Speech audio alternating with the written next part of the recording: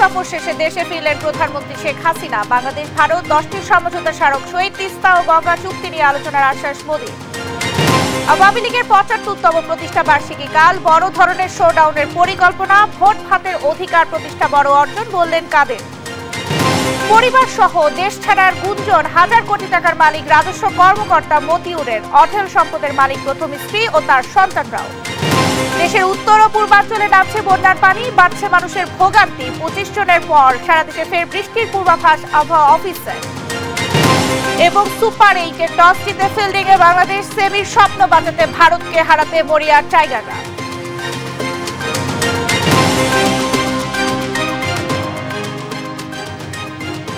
সংবাদ রাতে দেখছিলেন একে স্ট্রিম টিভার সংবাদ শিরোনাম, সঙ্গে আছে আমি শারমিন নাসি। এবারে বিস্তারিত। 2 দিনের রাষ্ট্রীয় সফর শেষে দিল্লি থেকে দেশে ফিরলেন প্রধানমন্ত্রী শেখ হাসিনা। শনিবার রাত 8:30টার দিকে হযরত শাহজালাল আন্তর্জাতিক বিমানবন্দরে পৌঁছান তিনি। প্রধানমন্ত্রী ও তার সফর সঙ্গীদের বহনকারী বিমান বাংলাদেশ এয়ারলাইন্সের একটি ফ্লাইট বাংলাদেশ সময় সন্ধ্যা 6:20 নয়াদিল্লির পালাম বিমানবন্দর ত্যাগ করে। ভারতের পররাষ্ট্র প্রতিমন্ত্রী শ্রী কীর্তিবর্ধন সিং এবং ভারতে বাংলাদেশের হাই কমিশনার মোহাম্মদ মোস্তাফিজুর রহমান বিমানবন্দরে প্রধানমন্ত্রীকে বিদায় জানান। লোকসভা নির্বাচনের পর বিজেপি নেতৃত্বাধীন জোট টানা তৃতীয়বারের মতো সরকার গঠন করার পর ভারতে কোনো সরকার প্রধানের এটিই প্রথম দ্বিপাক্ষিক সফর। এছাড়া এই সফরটি ছিল 15 দিনেরও কম সময়ে ভারতের রাজধানীতে শেখ হাসিনার দ্বিতীয় সফর। এর আগে 9 জুন মোদির শপথ গ্রহণ অনুষ্ঠানে আমন্ত্রিত বিশিষ্ট ব্যক্তিদের মধ্যে ছিলেন প্রধানমন্ত্রী শেখ হাসিনা।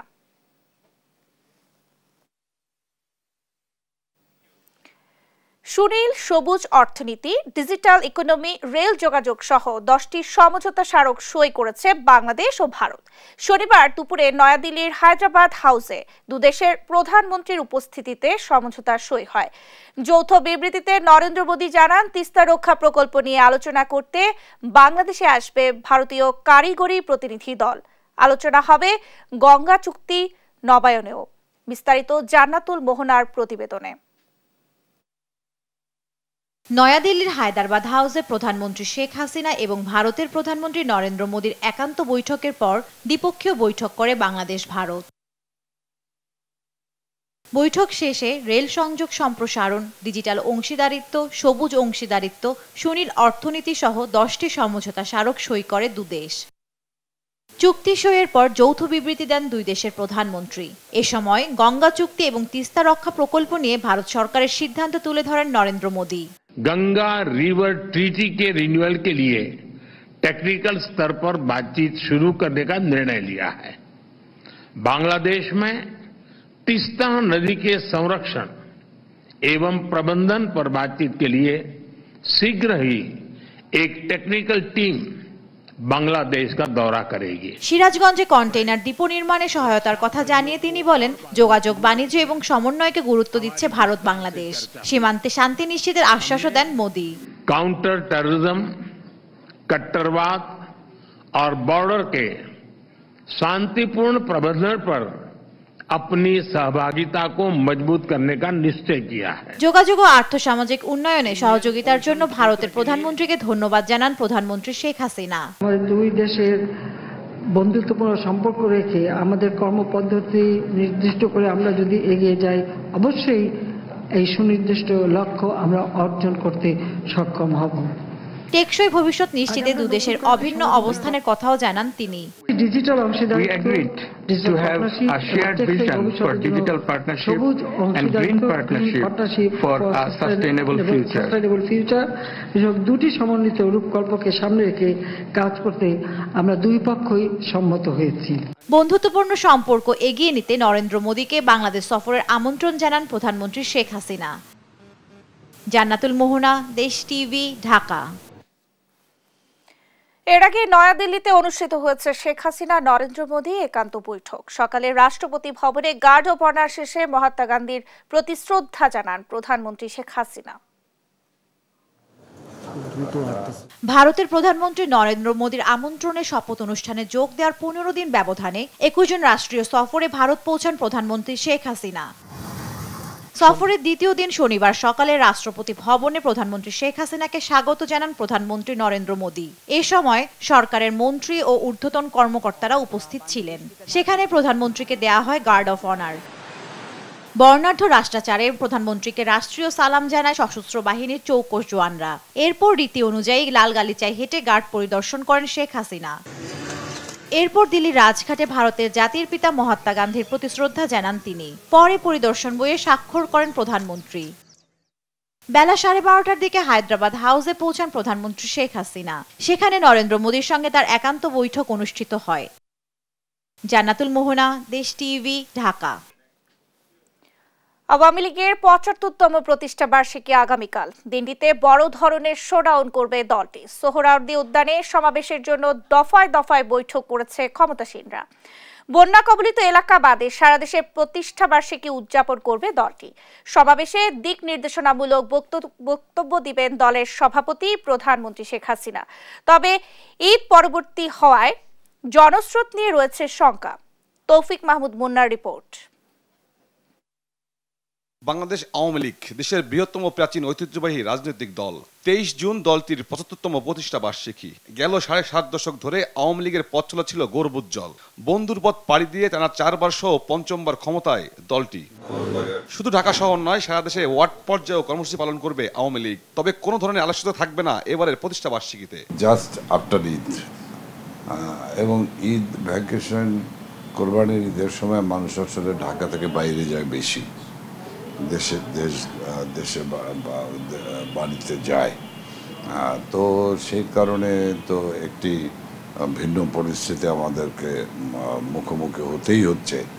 তারপরেও আমি ঢাকা মহানগরের একজন সংসদ সদস্য হিসেবে বলতে পারি যে আমি আমার মোহাম্মদপুর, আদাবর, আগারগাঁও অর্থাৎ ঢাকা 13 থেকে আশানুরূপ লোকজন জমায়েত হবে। ঠিক ঈদের 3 দিন পরেই তো ঢাকা শহরের আমাদের অতীতের অনুযায়ী যেটুকু আমরা বুঝি যে আসলে ঈদের কমপক্ষে 15 দিন পর্যন্ত ঢাকা শহরে মানে স্বাভাবিক জীবনযাত্রা শুরু হয় না। তো তারপরে তো কিছু করার নেই। আমাদের এই 23 জুন এটা আমাদের ৭৫তম জন্মজয়ন্তী। আমার বিশ্বাস করি যেহেতু লোক কম থাকবে বলে আমরা সবাই মনে করতেছি, সেই জন্য সবাই উদ্যোগও কিন্তু বেশি নিয়েছে। ঐতিহাসিক সোহরাওয়ার্দী উদ্যানে বড় সমাবেশ করবে আওয়ামী লীগ। ঈদের পর জনসমাগম নিয়ে শঙ্কা থাকলেও র্যালিতে বড় শোডাউন করেছে ক্ষমতাসীনরা। না, এবার যেহেতু আমাদের প্রত্যেকটা এটা কর্মসূচিটা শুধু কেন্দ্রের কর্মসূচি নয়, কর্মসূচি এগুলা প্রত্যেকটা জেলায়, উপজেলা, ইউনিয়ন, ওয়ার্ড পর্যায়ে দেওয়া হয়েছে। অতএব প্রত্যেকটা জেলায় তাদের নিজস্ব কর্মসূচি পালন করবে তারা।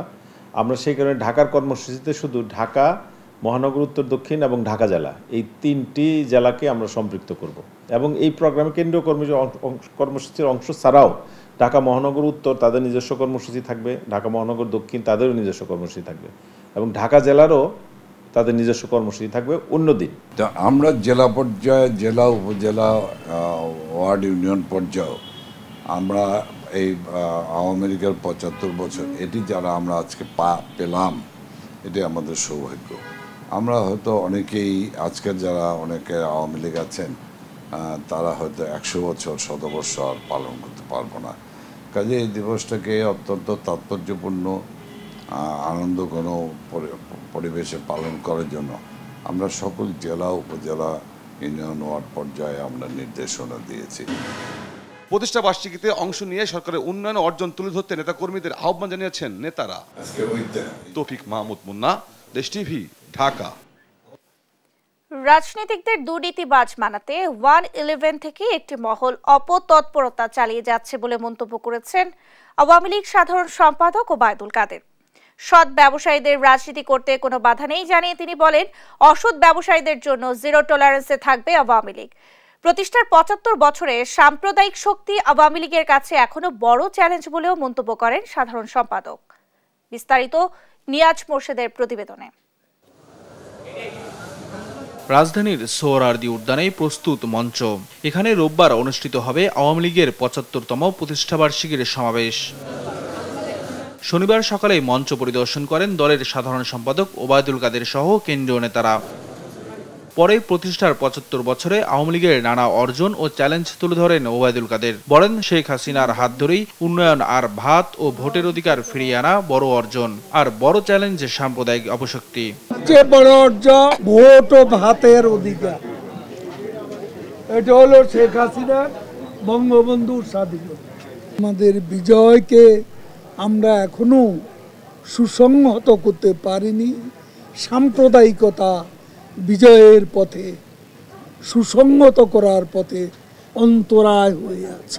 আওয়ামী লীগে এখন ব্যবসায়ীর সংখ্যা বেশি, এমন প্রসঙ্গে তিনি বলেন, ব্যবসায়ীরাও রাজনীতি করতে পারেন, তবে অসৎ ব্যবসায়ীদের ক্ষেত্রে জিরো টলারেন্সে থাকবে। রাজনীতি করলে ব্যবসা করার কি অধিকার থাকবে না? কেউ ব্যবসা কি চাঁদা তুলে ভাত খাবে?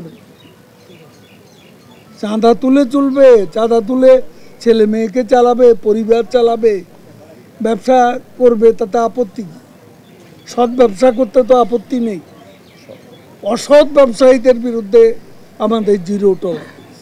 রাজনীতিকদের দুর্নীতিবাজ প্রমাণে 1-11 থেকে অপচেষ্টা অব্যাহত আছে বলে অভিযোগ করেন আওয়ামী লীগ সাধারণ সম্পাদক। পলিটিশিয়ানদেরকে করাপ্ট বানাবার এবং এই পলিটিশিয়ানরা ব্যর্থ, এটা প্রমাণ করার জন্য এক শ্রেণীর লোক আজকে বাংলাদেশে তৎপরতা চালাচ্ছে।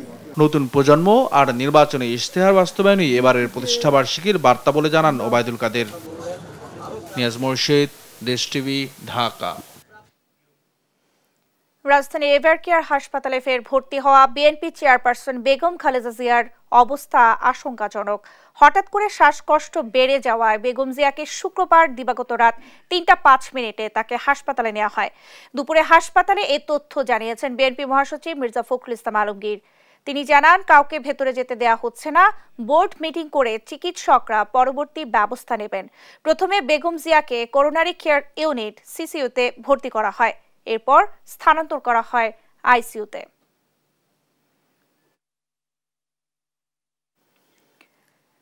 সংবাদ রাতে আরো থাকছে। বরগুনার আমতলীতে সেতু ভেঙে বিয়ের যাত্রীবাহী মাইক্রোবাস খালে 9 জনের প্রাণহানি। সড়ক দুর্ঘটনায় বাগেরহাট ও মুন্সিগঞ্জে নিহত 4।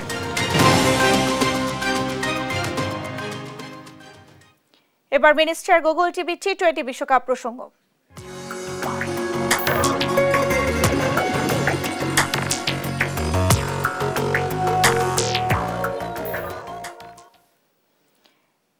অ্যান্টিগায় টি20 বিশ্বকাপে সুপার 8 গ্রুপ 1 ম্যাচে বাংলাদেশের বিপক্ষে টস হেরে ব্যাট করছে ভারত। এখন পর্যন্ত ভারতের সংগ্রহ 3 উইকেটে 82 রান। স্যার ভিভিয়ান রিচার্ডস স্টেডিয়ামে ভারতকে ঝোড়ো সূচনা এনে দেয় 2 ওপেনার রোহিত শর্মা ও বিরাট কোহলি। উদ্বোধনী জুটিতে 39 রান আসে। রোহিত 11 বলে 23 রান করে সাকিব আল হাসানের বলে আউট হন। এই ম্যাচে বাংলাদেশ একাদশে একটি পরিবর্তন এনেছে। পেসার তাসকিন আহমেদের পরিবর্তে একাদশে ফিরেছেন জাকির আলী। সেমিফাইনালে উঠতে মরিয়া টাইগাররা।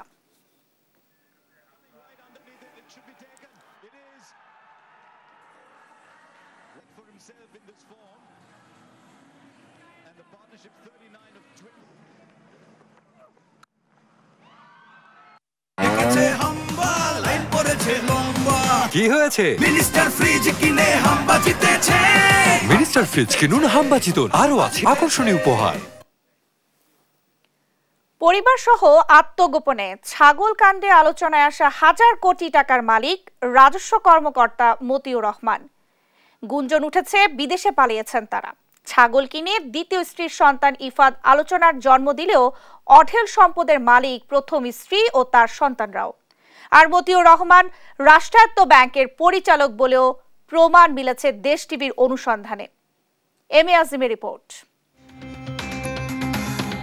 অসংখ্য গাড়ি বাড়ি, শিল্প কারখানা আর রিসোর্ট পার্কই নয়, দেশের রাষ্ট্রায়ত্ত ব্যাংকের পরিচালকও হয়েছেন ছাগলকাণ্ডে আলোচনায় আসা রাজস্ব কর্মকর্তা মতিউর রহমান। সোনালী ব্যাংকের ডিরেক্টরস বোর্ডে মিলেছে তার নাম। এসব বিষয়ে কথা বলতে মতিউর রহমানকে খুঁজে পাওয়া যায়নি তার ঢাকা এবং ঢাকার বাইরের বাড়িতে। রাজধানীর ধানমন্ডির বাড়ির ম্যানেজার জানান, পরিবার সহ বাড়ি ছেড়েছেন তিনি। গুঞ্জন আছে বিদেশে পালিয়েছেন তারা। আর কবে আসবে এর কোনো গ্যারান্টি নেই। আদৌ আসবে কিনা 2-4 বছরের ভিতরে একটা সিচুয়েশন। বাসা থেকে কি মালামাল নিয়ে গেছে না মালামাল সব? ওদের বাসা আছে অনেকগুলো, মালামাল নেয় না ওরা। প্রত্যেকটা বাসায় ওদের করা ফুলফিল করা, ওরা যে কোনো জায়গায় যে ওরা করতে পারে। অবশ্য প্রথমে আলোচনায় আসা ছাগলকাণ্ডের জন্মদাতা দ্বিতীয় স্ত্রীর সন্তান ইফাদের থেকেও কয়েক গুণ বেশি সম্পদের মালিক প্রথম স্ত্রী লায়লা কানিজ লাকির 2 সন্তান তৌফিকুর রহমান অর্ণব ও ফারজানা রহমান ইপসিতা। দেশের ডজন খানেক কোম্পানি আর বাড়ি গাড়ি নয়, কানাডায় ইপসিতা চড়েন কোটি টাকার বিলাসী গাড়িতে, থাকেন বিলাসবহুল বাড়িতেও। দেশ টেলিভিশনের হাতে আসা এক অডিও ক্লিপে দেখা যায় মতিউরের প্রথম স্ত্রী খারাপ মন্তব্য করছেন সাংবাদিক ও আইনজীবীদের নিয়ে। সারা বিশ্বে উকিল আর সাংবাদিক অনেক সস্তায় পাওয়া যায়, কিলো পাওয়া যায়, যে কোনো কিছু লেখলে ফেসবুক লেখে কত লাইন কত কিছু সাংবাদিক আছে এটা করে, এবং উকিল এরকম পাওয়া যায় উল্টাপাল্টা কাজ করে। আর এই জন্য আমরা একটু ভোগান্তির শিকার হই। এদিকে এক অডিও বার্তায় নিজে অনুতপ্ত বলে জানিয়েছেন মুশফিকুর রহমান ইফাদ। কথাটা বলেছে দেখে আমার করতে বাধ্য হয়েছি। এটার জন্য আমার ফ্যামিলি বলবো সমর্থন একটি কথায় আমার একটি কাজ করার জন্য আজকে আমার এই দিনগুলো দেখতে হচ্ছে। অল্প বয়সে গাড়ি বাড়ি বা কোম্পানির মালিক হওয়া সন্তানদের আয়ের উৎস খুঁজে দুর্নীতিগ্রস্ত কর্মকর্তাদের আইনের আওতায় আনার পরামর্শ দিয়েছে ট্রান্সপারেন্সি ইন্টারন্যাশনাল বাংলাদেশ টিআইবি। তার কোনো এমন কোনো সুনির্দিষ্ট আইনি আয়ের সূত্র নেই যার মাধ্যমে এত বিশাল সম্পদের অর্থের বিনিময়ে তিনি কোরবানির জন্য ব্যয় করতে পারেন। অর্থাৎ এইখানে একটা অবৈধ সম্পদের একটা বিকাশের একটা দৃষ্টান্ত আছে এবং এটা সূত্রটা অনুসন্ধান করতে হবে, যেটা হচ্ছে যে কোত্থেকে আসলো সেটা অনুসন্ধান করে যার মাধ্যমে এই অর্থটা তার হাতে এসছে, ব্যয় করতে পেরেছেন এবং সেটাকে আবার প্রচার করতে পেরেছেন, তাদেরকে জবাবদিহিতার হাতে আনতে হবে, সেটা ছাড়া কোনো বিকল্প কিন্তু নেই। এখন পর্যন্ত মতিউর রহমানের বিরুদ্ধে বিপুল অবৈধ সম্পদ অর্জনের একাধিক অভিযোগ জমা পড়েছে দুর্নীতি দমন কমিশন দুদকে। তা নিয়ে ইতোমধ্যেই মাঠে নেমেছে কর্মকর্তারা। এম এ আজিম, দেশ টিভি, ঢাকা। বৃষ্টি না হওয়ায় কিছুটা উন্নতি হচ্ছে সুনামগঞ্জ, সিলেট, হবিগঞ্জের বন্যা পরিস্থিতি। তবে এখনো পানিবন্দী নিম্নাঞ্চলের বাসিন্দারা, ডুবে আছে গ্রামীণ সড়ক। বানের পানিতে প্লাবিত সুনামগঞ্জের 10 উপজেলার শতাধিক গ্রাম। ভোগান্তি পোহাচ্ছেন 2 লাখের বেশি মানুষ। বিস্তারিত ডেস্ক রিপোর্টে। গেল কয়েকদিনের বন্যার ফেলে যাওয়া চিহ্ন এটি। 2 দিন আগেও এসব বাড়ির উঠান, ফসলি জমি, রাস্তাঘাট ছিল কোমর পানিতে নিমজ্জিত। নতুন করে বৃষ্টি না হয় কমতে শুরু করেছে দেশের উত্তর পূর্বাঞ্চলের নদ নদীর পানি। এতে উন্নতি হচ্ছে সিলেট অঞ্চলের বন্যা পরিস্থিতি। আশ্রয় কেন্দ্র থেকে ফিরে ঘরবাড়ির অবস্থানে বিপাকে বন্যা দুর্গতরা। পানি নামছে, ঘরদর ভেঙে গেছে, ফুরুত্তা লইয়া রাস্তার উপরে বইয়ে রয়েছে। খাওয়ার মতো ব্যবস্থা নাই, পানি নাই, রান্নার মতো পরিবেশ নাই। নদীর পানি কমলেও এখনো তলিয়ে আছে সুনামগঞ্জ শহরের নতুনপাড়া, হাজিপাড়া, মল্লিকপুর, বড়পাড়া, কালীপুর সহ অনেক এলাকা। ডুবে আছে গ্রামীণ সড়কও। বানের পানিতে প্লাবিত 10 উপজেলার শতাধিক গ্রাম। ভোগান্তিতে আছে 2 লাখের বেশি মানুষ। পানি উন্নয়ন বোর্ডের নির্বাহী কর্মকর্তা জানান, শুক্রবার থেকে বৃষ্টিপাত কমতে শুরু করেছে সুরমা নদীর পানি। শনিবার সকালে সুরমা নদীর পানি বিপদসীমা 10 সেন্টিমিটার নিচ দিয়ে প্রবাহিত হচ্ছে। মৌলভীবাজারে কমতে শুরু করেছে মনু ও কুশিয়ারা নদীর পানি। তবে এখনো জেলার 204টি আশ্রয়কেন্দ্রে আছে 1513টি পরিবার। ঘরবাড়ি থেকে পানি নেমে গেলেও দুর্ভোগ কমেনি বানভাসীদের। আমাদের বাড়িতে পানি, আমরা এখন স্কুল ঘরে আশ্রয় নিয়েছি। এখন আমাদের খুবই কষ্ট, খানি দানির পানি ঘরে দুয়ারে পানি উঠছে। এখন আমরা নিরুপায় স্কুলে আশ্রয় লইছি বাচ্চা কাচ্চা লইয়া। এখন সরকার থেকে আমরা কোনো কিছু সাহায্য পাইছি না এখনো। সরকারও চাইলে আমার কি আপনারা এই হর্তা একটু সাহায্য করতাম না রে। উত্তরাঞ্চলের রংপুর, লালমনিরহাটে উন্নতি হয়েছে বন্যা পরিস্থিতির। প্লাবিত হওয়া নির্মাঞ্চল থেকে নেমে গেছে পানি। শনিবার তিস্তা দাঁড়িয়া ব্যারেজ পয়েন্টে পানি বিপদসীমার 53 সেন্টিমিটার নিচ দিয়ে প্রবাহিত হচ্ছে। শুভশ্রী রায়, নিউজ ডেস্ক, দেশ টিভি। 25 জুনের পর সারা দেশে বৃষ্টির পূর্বাভাস দিয়েছে আবহাওয়া অফিস। রংপুর, ময়মনসিংহ, সিলেট বিভাগে মাঝারি থেকে ভারী বর্ষণ হতে পারে, তবে তা প্রবল হবে না। এতে তাপমাত্রা কিছুটা কমবে বলে জানিয়েছেন আবহাওয়াবিদ হাফিজুর রহমান। সাবরিনা মজুমদারের রিপোর্টে বিস্তারিত। ঢাকার আকাশে চলছে রোদ বৃষ্টির খেলা। দেশের উত্তরাঞ্চলের বৃষ্টির প্রভাবে ঢাকায় কিছু সময় থাকছে বৃষ্টির ভাব, আবার কখনো রোদ। মেঘ আর মৌসুমী বায়ুপ্রবাহ থাকলেও কাটেনি ভ্যাপসা গরম, ফলে ভোগান্তি থেকে রেহাই মিলেনি জনসাধারণের। নিত্য নতুন চেঞ্জ হচ্ছে, আজকে একটু হালকা ঠান্ডা লাগতেছে, কালকে আবার গরম লাগতেছে, সেক্ষেত্রে কিন্তু শারীরিকভাবে অনেক সমস্যা হচ্ছে। বৃষ্টি হচ্ছে কিন্তু এই বৃষ্টিটা ঠান্ডা দিচ্ছে না অ্যাকচুয়ালি। কোনো কাজে বের হলে তো শরীরের অবস্থা এমন হয়, ঘাম হয়, যে কারণে শরীর অনেকটা ক্লান্ত হয়ে যায় আর কি। যার কারণে এখন মানুষ অতি জরুরি প্রয়োজন ছাড়া নর্মালি বাসা থেকে বের হওয়াটা স্বাচ্ছন্দ্য বোধ করে না। আমাদের জনজীবনে আমরা যে কর্মক্ষেত্রে আমরা স্বাচ্ছন্দ্য বোধ করতেছি না, আমাদের টেম্পারেচার একটু গরম থাকে। তবে সামনের দিনে সুখবর দিয়েছে আবহাওয়া অধিদপ্তর। জানিয়েছে 25 জুন থেকে সারা দেশে বৃষ্টিপাত হতে পারে, এর ফলে তাপমাত্রা কিছুটা কমবে। এখন যে অবস্থা দেখা যাচ্ছে, আগামী 25 তারিখের পর থেকে সারা দেশে বৃষ্টিপাতের প্রবণতাটা বাড়বে এবং সেক্ষেত্রে এখন যে ভ্যাপসা গরমটা দেখা যাচ্ছে সারা দেশের ইয়েতে, ওই বৃষ্টিপাত যখন বাড়বে সেক্ষেত্রে আপনার ভ্যাপসা গরমটা অনেকাংশে কমে আসবে। রংপুর, ময়মনসিংহ ও সিলেট বিভাগের কোথাও কোথাও মাঝারি থেকে ভারী বর্ষণ হতে পারে, তবে অতি ভারী বর্ষণের সম্ভাবনা নেই। দেশের উত্তরাঞ্চল রংপুর, ময়মনসিংহ, সিলেটে 3 বিভাগে ভারী বৃষ্টিপাতের সম্ভাবনা আছে, তো অতি ভারী বৃষ্টিপাতের সম্ভাবনা আপাতত নেই। ভারী বৃষ্টি মানে 88 মিলিমিটার পর্যন্ত বৃষ্টি, এর বেশি হওয়ার সম্ভাবনা আপাতত নেই। সাবিনা মজুমদার, দেশ টিভি, ঢাকা। বরগুনায় সেতু ভেঙে অন্তত 9 জনের মৃত্যু হয়েছে। দুপুরে আমতলীর হলুদিয়া হাট সেতুতে ঘটে এই দুর্ঘটনা। মাইক্রোবাসটি বিয়ের যাত্রী নিয়ে যাচ্ছিল। মূলত আগে থেকেই ঝুঁকিপূর্ণ এই সেতুতে একই সঙ্গে একটি অটোরিকশা ও মাইক্রোবাস পার হওয়ায় ভেঙে পড়ে সেতুটি।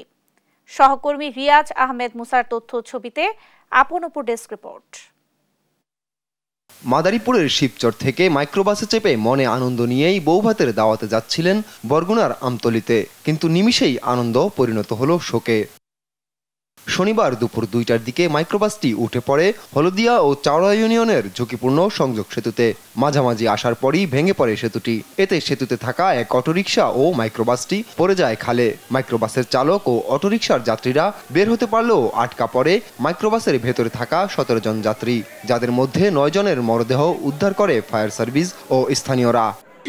জানলা ভাঙছে, ওই ফাঁকা দিয়ে বের হয়েছি আমি। আমার এই বাচ্চা ছেলে, বাচ্চারও বের করছি, আর 2-3 জন বের করছি।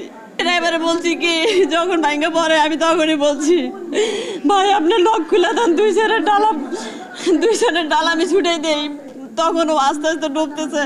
আমার ভাগনা বউ, আমার বোন, আমার বাইর বউ, আমার বাইর বেটারা, বাইর বেটিরা যাই দেখি যে ব্রিজ মাঝখান দিয়ে ভাঙ্গার গাড়ি আর লোকজন সবাই পানির ভিতরে। ফায়ার সার্ভিস 2 শিশু ও 7 নারীকে উদ্ধার করে আমতলী উপজেলা স্বাস্থ্য কমপ্লেক্সে নিয়ে গেলে চিকিৎসক তাদের মৃত ঘোষণা করেন, আর জীবিত উদ্ধার করা হয় 10 জনকে। তাদের কারো কারো অবস্থা আশঙ্কাজনক। 9 জনের ডেড বডি আমতলী উপজেলা স্বাস্থ্য কমপ্লেক্সে আমরা আমাদের বিভাগীয় অ্যাম্বুলেন্স যোগে আমরা বিভিন্ন সময়ে আমরা বহন করে আমরা আমতলী উপজেলা স্বাস্থ্য কমপ্লেক্সে করি। এর মধ্যে 2 জন শিশু এবং প্রাপ্তবয়স্ক 7 জন মহিলা, মোট 9 জন। ঘটনার পরপরই ছুটে আসেন সংসদ সদস্য, জানান সমবেদনা। এইভাবে একটা ব্রিজ ভেঙে মানুষের মৃত্যু হবে, একেবারে কোনো ঝড়, বন্যা, জলোচ্ছ্বাস কিচ্ছু না, একটা স্বাভাবিক আবহাওয়ায় এরকম একটা মাইক্রোবাস পানিতে পড়ে তাদের মর্মান্তিক মৃত্যু হয়েছে। আমি শোক জানাবার ভাষা নেই। এই বিষয়ে যারা সংশ্লিষ্ট জড়িত তাদের দৃষ্টান্তমূলক বিচার হবে এই আমতলীতে। এদিকে এমন ঝুঁকিপূর্ণ সেতু কেন মেরামত হয়নি তা নিয়ে প্রশ্ন উঠেছে জনমনে। নিউজ ডেস্ক, দেশ টিভি। বাগেরহাট ও মুন্সিগঞ্জের সড়ক দুর্ঘটনায় অন্তত 4 জন নিহত হয়েছে, আহত হয়েছে আরো 8 জন। শনিবার সকাল 8:30টার দিকে বাগেরহাটের ফকিরহাট উপজেলার পিলজং এলাকার বাস চাপায় বাবা ছেলের মৃত্যু হয়। এ সময় আহত হয় নিহত সন্তানের মা মিনু বেগম। এদিকে মুন্সিগঞ্জের সিরাজদিখানে বাস সিএনজি মুখোমুখি সংঘর্ষে 2 জন নিহত এবং আরো 4 জন আহত হয়েছে। সকাল 10টার দিকে উপজেলার নবাবগঞ্জ এলাকার খারসুর এলাকায় ওই দুর্ঘটনা ঘটে। নবাবগঞ্জের বান্দুরা থেকে ঢাকাগামী নবকলি পরিবহনের একটি বাস খারসুর তালতলা এলাকায় সিএনজিকে চাপা দিলে 6 জন আহত হয়। তাদের উদ্ধার করে নবাবগঞ্জ স্বাস্থ্য কমপ্লেক্সে নিয়ে যাওয়া হলে দায়িত্বরত চিকিৎসক 2 জনকে মৃত ঘোষণা করে। রাজশাহীর বাঘায় আওয়ামী লীগের 2 গ্রুপের মধ্যে সংঘর্ষে অন্তত 20 জন আহত হয়েছে। শনিবার সকাল 10:30টার দিকে বাঘা উপজেলা পরিষদ চত্বরে এই ঘটনা ঘটে। এ সময় বেশ কয়েকটি ককটেল বিস্ফোরণ হয়। কাজী শাহেদের প্রতিবেদন জানাচ্ছেন শুভশ্রী রায়। ইট পাটকেল নিক্ষেপ, ধাওয়া পাল্টা ধাওয়া সহ 2 পক্ষের সংঘর্ষে রণক্ষেত্রে পরিণত হয় রাজশাহী বাঘা পৌর সদর। শনিবার বাঘা উপজেলা চত্বরে সংঘর্ষে জড়ায় আওয়ামী লীগের 2 পক্ষ। এতে আহত হন অন্তত 20 জন। কুপিয়ে জখম করা হয় আরো 15 জন সমর্থককে।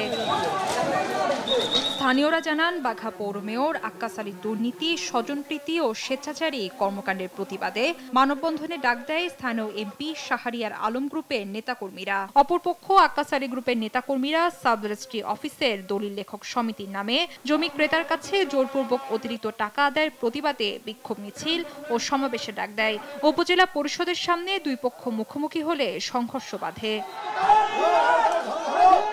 সংঘর্ষ নিয়ন্ত্রণের চেষ্টা করে প্রথমে ব্যর্থ হলেও পরবর্তীতে অতিরিক্ত পুলিশ এসে পরিস্থিতি নিয়ন্ত্রণে আনে। লাঠিচার্জের পাশাপাশি টিয়ার গ্যাস ও রাবার বুলেট নিক্ষেপ করে পুলিশ। চেষ্টা করছে, টিয়ার সেল, রাবার বুলেট করছে, কিন্তু কন্ট্রোল নেওয়ার আগে একজন আহত হয়ে গেছে। এখন পরিস্থিতি নরমাল আছে, একজন আহত হয়ে হসপিটালে। সংঘর্ষে গুরুতর আহত বাঘা উপজেলা আওয়ামী লীগের সাধারণ সম্পাদক আশরাফুল ইসলাম বাবুলকে রাজশাহী মেডিকেল কলেজ হাসপাতালে ভর্তি করা হয়েছে। সংঘর্ষে গুরুতর আহত বাঘা উপজেলা আওয়ামী লীগের সাধারণ সম্পাদক আশরাফুল ইসলাম বাবুল ও আরানি ইউনিয়নের চেয়ারম্যান রফিকুল ইসলামকে রাজশাহী মেডিকেল কলেজ হাসপাতালে দেখতে যান পল্লী উন্নয়ন ও সমবায় প্রতিমন্ত্রী আব্দুল ওয়াদুদ দ্বারা।